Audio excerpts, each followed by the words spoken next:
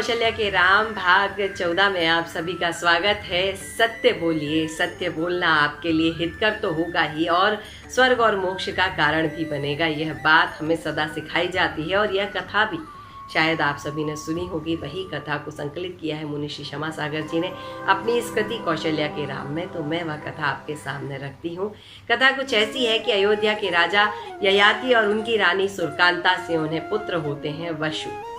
वशु जो है उन्हें शिक्षा ग्रहण करने के लिए शीर कदम्बक के पास भेजा जाता है। गुरु शीर कदम्बक के पुत्र पर्वत और नारद के साथ ही वशु, यह तीन लोग शीर कदम्बक गुरु के पास शिक्षा प्राप्त कर रहे हैं। शीर कदम्बक की स्त्री जो है उनका नाम है स्वस्तिमती। अब कथा कुछ ऐसी शुरू होती है कि एक दिन जब शीर कदम्बक गुरु आरण्यक नाम का शास्त्र पर्वत, नारद और वसु को पढ़ा रहे थे, तभी एक चारण रिद्धिधारी मुनिराज का आगमन होता है और वह कहते हैं कि आप चार लोग यहाँ पर बैठे हैं, चारों में से कोई एक व्यक्ति नरक जाने वाला है। चार मतलब नारद, पर्वत, वसु और उनके गुरु शीर कदम्बक। इस बात से शीर कदम्बक भयभीत हो जाते हैं और उन्हीं मुनिराज के साथ चल पड़ते हैं दीक्षा धारण करने के लिए, क्योंकि नरक त्रियंच गति से बचने का कोई साधन है तो वह केवल एक ही साधन है कि हम मुनि दीक्षा धारण करें, अपने जीवन को सफल बनाए। यही सोचकर शीर कदम्बक जो है वह मुनिराज के साथ चल पड़ते हैं। इधर नारद, पर्वत और वसु को उनके घर पर भेज दिया जाता है। अब पर्वत जो है वह अकेले घर आ रहे हैं तो स्वस्तिमती जी पूछती हैं कि तुम्हारे पिता कहाँ हैं? तो वह कहते हैं पीछे आ रहे हैं। बहुत देर तक इंतजार करने के बाद, बहुत देर तक ध्यान देने के बाद जब उनके पति शीर कदम्बक घर नहीं आते हैं तो स्वस्तिमती स्वयं उनकी खोज में निकल पड़ती हैं। जाकर उन्हें ज्ञात होता है कि वह मुनिराज के साथ, चरण रिद्धिधारी मुनिराज के साथ मुनि दीक्षा धारण कर चुके हैं, तो वह अपने घर वापस आ जाती हैं। अब कुछ काल के बाद नारद और पर्वत के बीच में शास्त्रार्थ चल रहा है। शास्त्रार्थ में नारद कहते हैं कि अजैर मस्तव्यम, इस शब्द का, इस वाक्य का जो अर्थ है गुरु ने पुराने धान के रूप में बताया है। वह धान जिसे हम पुनः नहीं बो सकते हैं और अर्थात इस धान से ही हमें यज्ञ आदि करना चाहिए, पूजा करनी चाहिए। नारद की इस व्याख्या को सुनकर पर्वत कहने लगते हैं नहीं, अज का अर्थ होता है पशु और हमें उनकी हिंसा करनी ही चाहिए, तभी वह यज्ञ कहलाता है। नारद ने कहा ऐसा मत कहो, तुम नरक जाओगे। वैसे भी उस दिन चारण रिद्धिधारी मुनिराज ने कहा था कि कोई एक व्यक्ति हम चार में से नरक जाएगा, क्यों ऐसी बात करके नरक के भोगी बनना चाहते हो? अपने पक्ष की प्रबलता को सिद्ध करते हुए नारद ने यह प्रतिज्ञा करी कि राजा वशु के पास हम दोनों जाएंगे। अभी हुआ यह है कि राजा ययाति जो है वह मुनि दीक्षा धारण करने के लिए निकल पड़े हैं और वसु को अपना राज्य सौंप दिया है। अब राजा वसु जो है वह सत्य के पुजारी हैं, सत्यनिष्ठा उनका धर्म है, इसलिए उनका जो सिंहासन है वह निराधार ही आकाश में रहता है, धरा से थोड़ा ऊपर रहता है और वह सुंदर रत्नों से जड़ित है। अब राजा वसु अपने राज्य में बैठे हुए हैं।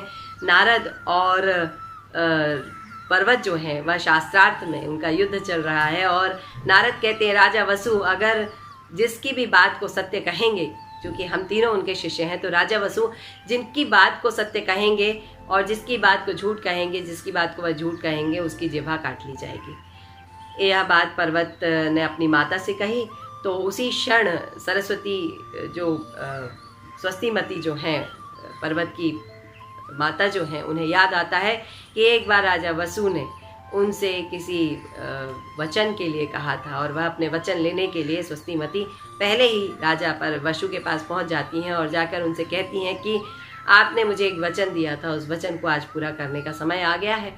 तो राजा वसु कहते हैं कि ले लीजिए माता, यह सब आपका ही है।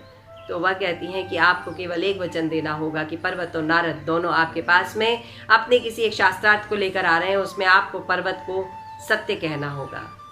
राजा इस बात का वचन दे देते हैं और वह जब अपने महल में पहुंचते हैं, वह अपने राजमहल में पहुंचते हैं, राज दरबार में पहुंचते हैं, तो सामने पर्वत और नारद दोनों आ जाते हैं और उस बात को सामने रखते हैं। परंतु चूँकि राजा वसु पहले ही अपना वचन दे चुके हैं और वह पर्वत को ही सत्य स्थापित कर देते हैं। जब वह पर्वत को सत्य स्थापित करते हैं तो उनका राज सिंहासन धड़ाक से नीचे आकर गिर जाता है और वह धरती पर विराजमान हो जाते हैं उस रत्न जड़ित सिंहासन के साथ। परंतु पर्वत को फिर से वह सत्य स्थापित करते हैं और जैसे ही वह सत्य स्थापित करते हैं वो धरती फट जाती है और उनका सिंहासन धरती के अंदर चला जाता है और धरती के अंदर जाते से ही वह 7वें नरक तक पहुंच जाते हैं। अब देखिए, झूठ बोलने का प्रभाव ऐसा है कि केवल एक झूठ बोलने से कितने सारे जीवों का ह्रास होने वाला है और स्वयं राजा वसु को नरक मिल गया।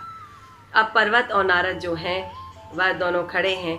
नारद कहते हैं कि देखिए, राजा वसु ने झूठ कहा है, अज का अर्थ बीज रहे धान ही होता है, और आप जो राजा वसु हैं उन्होंने मोह के नशे में इतना गलत काम कर दिया है, इसके फलस्वरूप वह धरती के अंदर चले गए हैं। अब भी पर्वत आप समझ जाइए, परंतु राजा वसु की बात को पर्वत, राजा वसु तो नरक जा चुके हैं, पर्वत जो हैं नारद की बात को नहीं मानते हैं।